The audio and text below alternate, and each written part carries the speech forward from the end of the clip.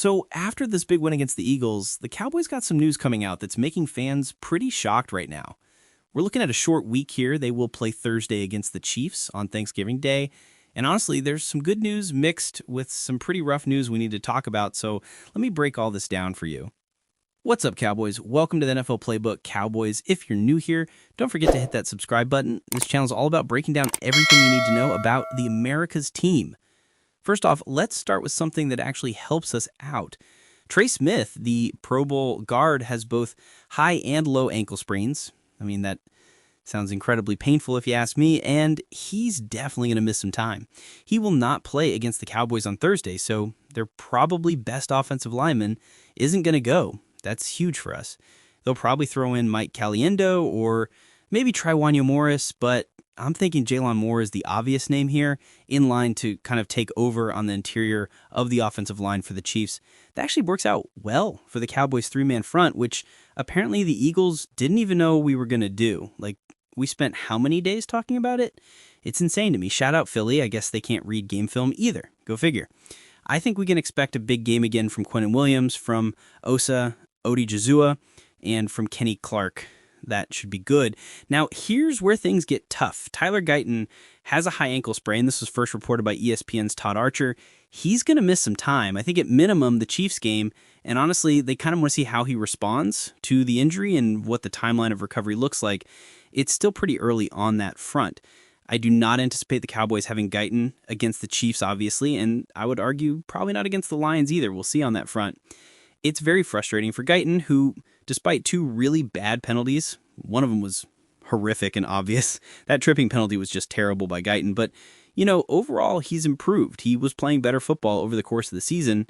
I actually thought he had some of his best games of the year in a couple games in a row. Now he's going to miss some time. The bright side here is Nathan Thomas. I thought he played pretty well. I thought he had a very quality showing in a handful of snaps against the Eagles, got beat less than he had in previous games, really wasn't a liability against the run, held his own out there at tackle. I mean, overall, the tackles in general played pretty decently. I think Nathan Thomas, for what we've seen, left tackle versus right tackle, just seems to be more comfortable on the left side of the offensive line, so he's in line to start.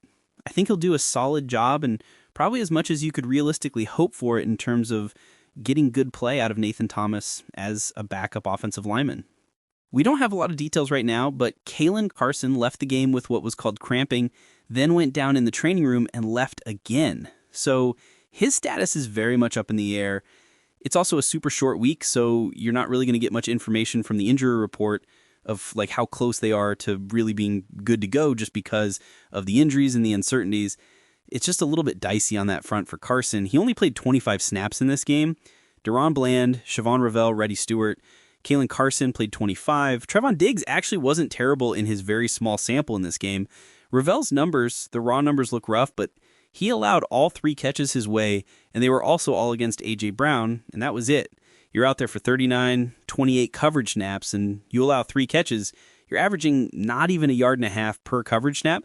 That's normally pretty solid, all things considered, against a very tough matchup in A.J. Brown and Devonta Smith. I thought overall Revel's been solid for a guy who's played 2 games of football in over a calendar year because he had missed an entire calendar year of football. I think he's been pretty solid. I also thought DaRon Bland was much better this past week. Had the one really ugly missed tackle in the touchdown he did allow. I still think there was some miscommunication with like where the safety/linebacker depth should be, but I think it was one pass breakup. I think it was 3 first downs allowed on 7 targets and 59 yards in total, just over like 1.1, 1.2 yards per coverage snap. I thought Bland played very well. I like what I've seen so far since the disastrous game against the Cardinals. Back-to-back good games for DaRon Bland. Okay, now let's talk about linebackers here. Inconsistent is how I would describe the play from the Cowboys linebackers in this game. Some good and some are not so good. I was a little surprised to see the Cowboys try to lean on Morris Lufau early in this game. He was pretty bad early on, and they quickly went, nope, this is not an option, and kind of didn't play him very much down the stretch. A little surprised they only played a handful of DeMarvion Overshown snaps. Off the edge against Jalen Hurts might be a good idea. For the most part, it was Kenneth Murray, DeMarvion Overshown, and Logan Wilson. Now, Murray had a big-time fumble recovery, which there were like 5 Cowboys. Okay, now let's talk about linebackers here. Inconsistent is how I would describe the play from the Cowboys linebackers in this game. Some good, and some are not so good. I was a little surprised to see the Cowboys try to lean on Morris Lufal early in this game. He was pretty bad early on, and they quickly went, nope, this is not an option, and kind of didn't play him very much down the stretch. A little surprised they only played a handful of DeMarvion Overshown snaps off the edge against Jalen Hurts. Might be a good idea. For the most part, it was Kenneth Murray, DeMarvion Overshown, and Logan Wilson. Now, Murray had a big-time fumble recovery, which there were like 5 Cowboys defenders there. There were a couple good coverage moments, not perfect, but like good job closing down on plays. I still don't think he was particularly good. There's still just too many moments in space. He's not a good tackler. Overshown has not had like the Overshown game yet, where it's like, yeah, that's the guy we love. That's the guy we're expecting to have big-time plays. But he didn't get beat in terms of like big plays very much in coverage. I think he's still coming along. I think Logan Wilson is better than Kenneth Murray. I thought Logan Wilson was better than Kenneth Murray. I would like to see more Wilson over Murray, even though he wasn't a huge issue in the game. I also want to spend some time on KaVontae Turpin. Man, I need him to stop so consistently being a liability for this Dallas Cowboys team. He has repeatedly made a bunch of mistakes. He had 1 catch for 48 yards, 2 carries for 4 yards, 1 fumble, and 1 drop. That was just not good. Like, yeah, the 48-yard catch was awesome. This doesn't include the really weird fair catch signal that he clearly made and then didn't continue to do and ran forward. It was super weird. Like, he clearly signaled for the fair catch. The catch was great, but stop jumping for everything. I just need more consistency out of Turpin at this point. I don't think I'm going to get it. I would rather see Ryan Flournoy out there, a wide receiver. I don't think Turpin should be out-snapping Flournoy anymore.